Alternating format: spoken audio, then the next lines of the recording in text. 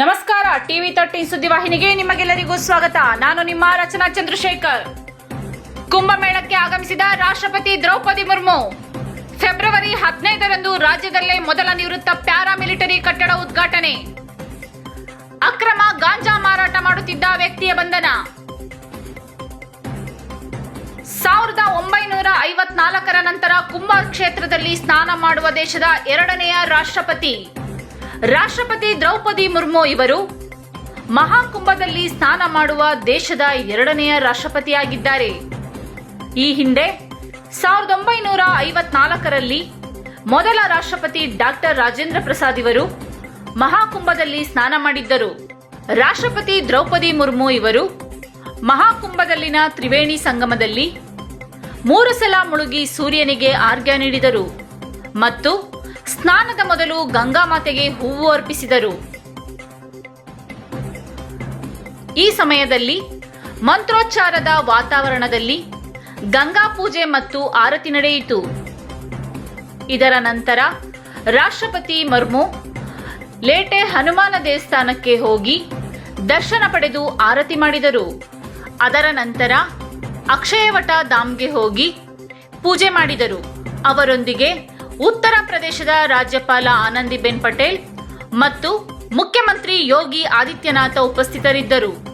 ಉತ್ತರಾಖಂಡದ ಮುಖ್ಯಮಂತ್ರಿ ಪುಷ್ಕರ ಸಿಂಹಧಾಮಿ ಇವರು ಸಕುಟುಂಬ ಸಮೇತವಾಗಿ ಸಂಗಮದಲ್ಲಿ ಸ್ನಾನ ಮಾಡಿ ಸೂರ್ಯನಿಗೆ ಆರ್ಘ್ಯ ಅರ್ಪಿಸಿದರು.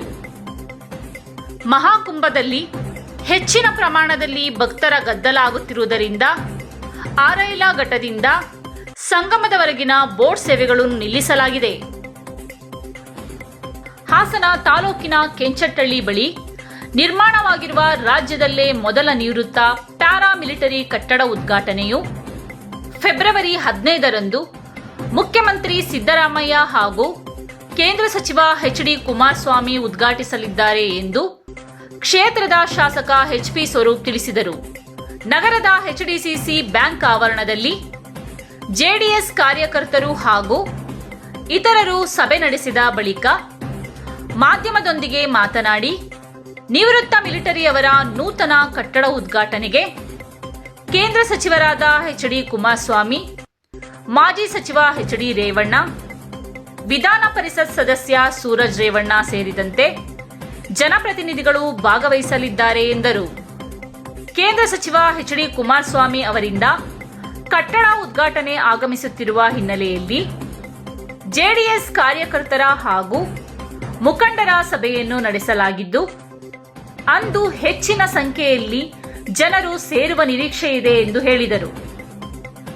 ಜಿಲ್ಲೆಯ ಎಲ್ಲಾ ತಾಲೂಕಿನಿಂದಲೂ ಜೆಡಿಎಸ್ ಕಾರ್ಯಕರ್ತರು ಹಾಗೂ ಮುಖಂಡರು ಆಗಮಿಸಲಿದ್ದಾರೆ ಎಂದು ಹೇಳಿದರು.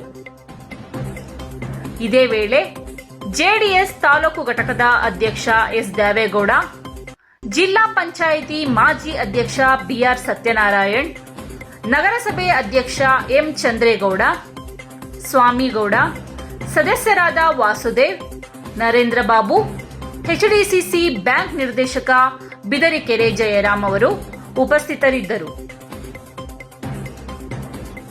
ಪೆನ್ಷನ್ ಮೊಹಲ್ಲಾ ಪೊಲೀಸರ ಕಾರ್ಯಾಚರಣೆ.